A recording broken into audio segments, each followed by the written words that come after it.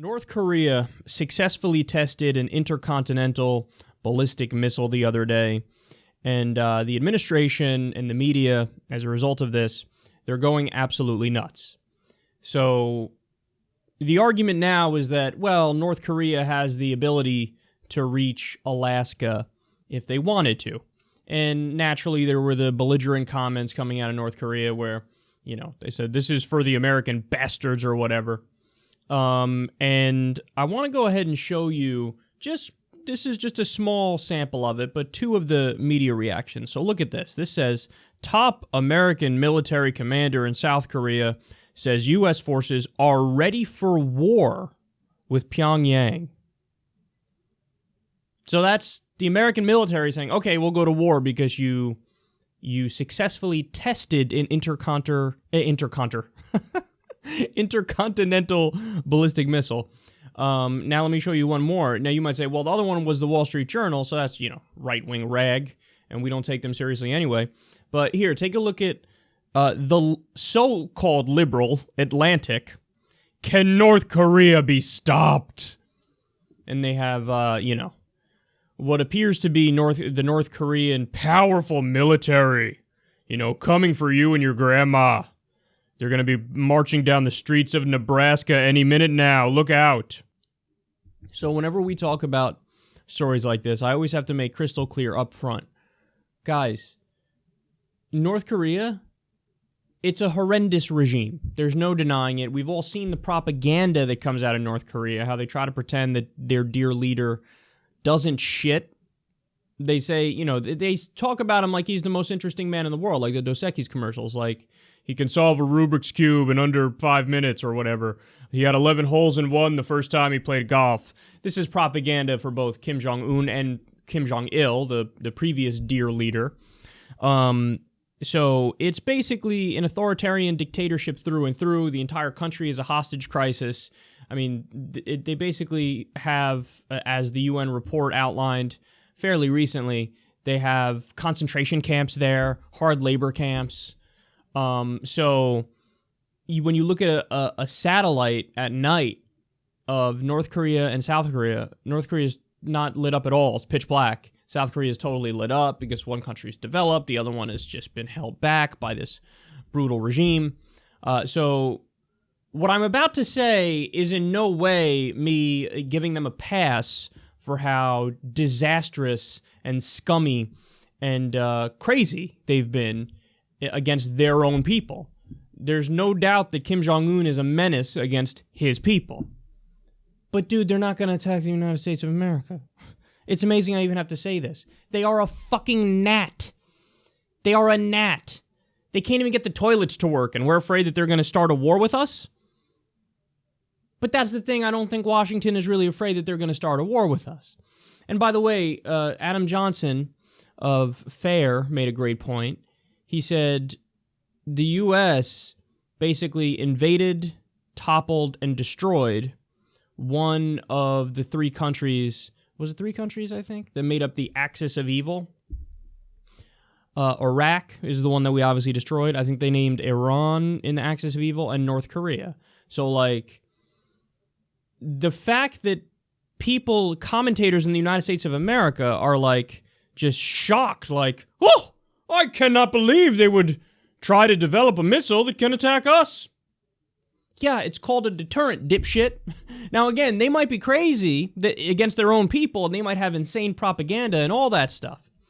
But you don't think Kim Jong-un understands, if I so much as harm a hair follicle of the United States of America, they're just going to take us out. I mean, of course we would. We spend more than, the next 8, 9, 10 biggest militaries in the world combined? We have 800 military bases all around the world. Did you know at any given moment there are 100 special ops missions going on around the world? U.S. special ops. That's crazy, because we have a shadow war going on in Africa, and then we also have, of course, the 7 different interventions we're doing and 2 full-scale ground wars. And so we are by far and away the country that offensively attacks other countries. Now, whatever, you could say, well, I like that or whatever, but that's a fact. Like, we're the ones who do that. And you're going to tell me that the gnat of a country that has, a GDP of a Pop-Tart, they're going to attack us?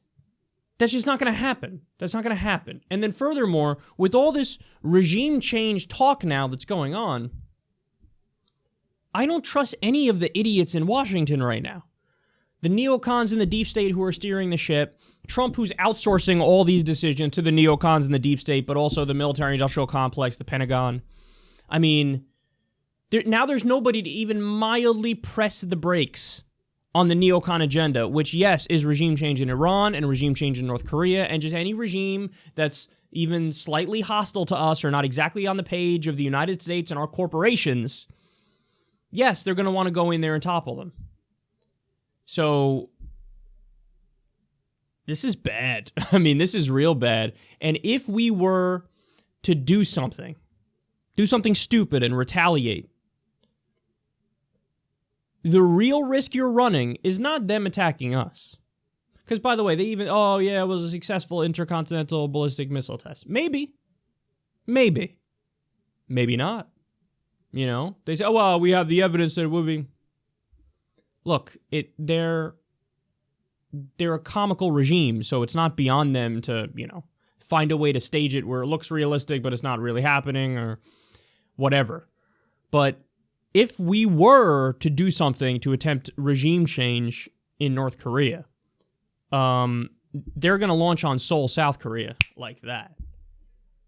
I mean, that's the trick they have up their sleeve, is that if you try to do something to them, they immediately launch on Seoul, South Korea, and you can't have that.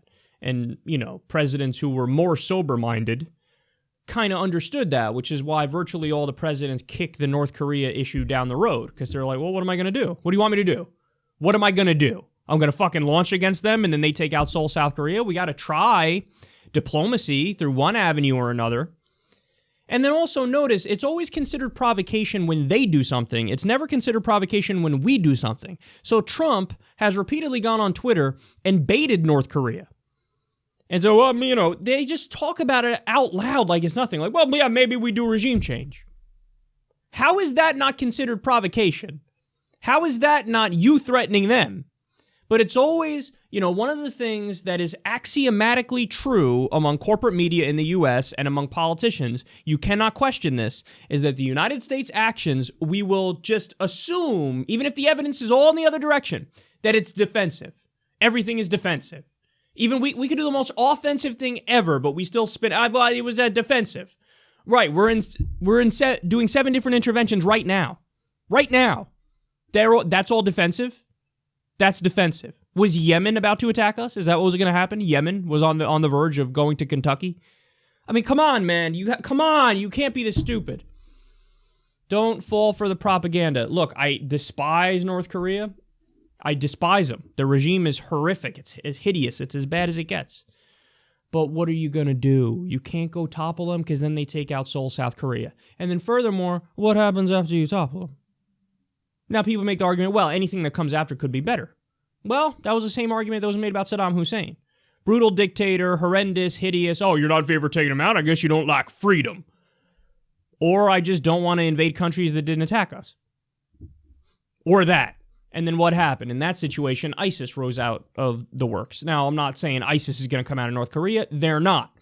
But can you theoretically have a dictator who's just as brutal rise up? Well, yeah, because you have an entire population that was raised not even getting the concept of democracy or any of that stuff. They're raised to worship their demigod, man-baby dictator, and then what are you going to do? You're going to topple him, and then a Jeffersonian democracy is going to blossom out of nowhere? Or what, do you want the U.S. to do what we did in Japan? When, World War II, we got rid of Imperial Japan, and then what? We occupied them. The U.S. had to occupy Japan for a significant amount of time afterwards, and then nurse them back to spend money, resources, and nurse them back to, and in that case being one of our allies. But you're talking about over a decade-long project, multi-billion, if not trillion-dollar endeavor. Do you want to do that? I don't want to fucking do that. We don't even have clean water in Flint, Michigan. You know, our infrastructure gets a grade of D+, and we're talking about rebuilding Pyongyang when we can't even rebuild Detroit. I mean, get the fuck out of here with this bullshit. I mean, they're so disconnected from the concerns and the needs of regular Americans. And here we go again, man. They're beating that war drum. They did it for Iraq. This is the same playbook over and over and over. And every single time, the bitch-ass politicians, Democrats and Republicans, all seem to get on the same page. Oh, well, I mean, look, we disagree on a lot, but we do agree Syria's Assad has to go, right? Right? Yeah, right. The regime change. Oh, Syria, yeah, gotta go. Oh, look, we disagree on a lot, but we do. North Korea, I mean, they're the problem, right? Wall Street Journal, by the way, they did an article just flat out calling for a regime change. Unbelievable. And then again, The Atlantic with their cover. You have the so-called liberals and the conservatives in corporate media. Oh, yeah, totally. Well, we do agree on that one thing, right? More war. Oh, yeah, totally. More war is one thing we totally agree on. Well, what about when the American people don't agree on that? And we don't, by the way. We do not. Only 17% of Americans still want to be in Afghanistan, and that was as of 2013. Today, nobody even does a poll on it. What's probably 9% of Americans that are like, yeah, stay in Afghanistan. And now we're going to add another one on top of the 7 interventions we're doing, 2 full-scale wars, shadow war in Africa. We're just going to add another one. Yeah, just go ahead, add another one. It's not like we don't have people who don't have health care here or who are living on poverty wages. It's not like we don't have 600,000 homeless people, over 50,000 homeless veterans. And what does this government want to do? Create more veterans. Because they're planning to do something in North Korea. Man, this is horrendous. This is horrendous.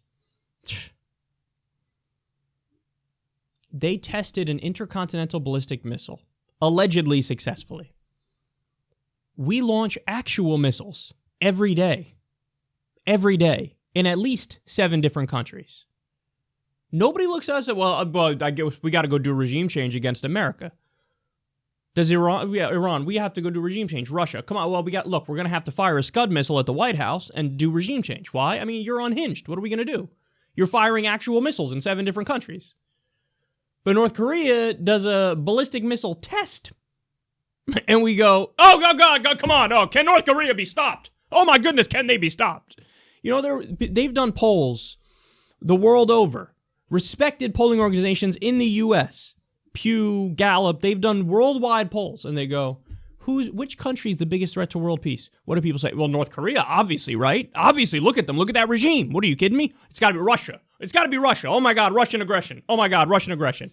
Or Pakistan, India, they both have nukes and they've been at each other's throats on the verge of fighting forever. It's got to be them, right? Nope. The United States of America, when you poll actual people all around the world, number 1 threat to world peace by far. Number 1 country that's a threat to world peace by far. Now, we could, as smug Americans, we could just dismiss that and scoff. Please. Or we could actually not be idiots and, try to figure out why that's the case and then try to course correct. But when you have the military-industrial complex running your country, making the decisions, calling the shots, why would we expect anything different? Of course we're going to be viewed as the biggest threat. Because just tally up the invasions, tally up the body count post-World War II, and we see what's going on. So North Korea is horrific. They're terrible. They're disgusting.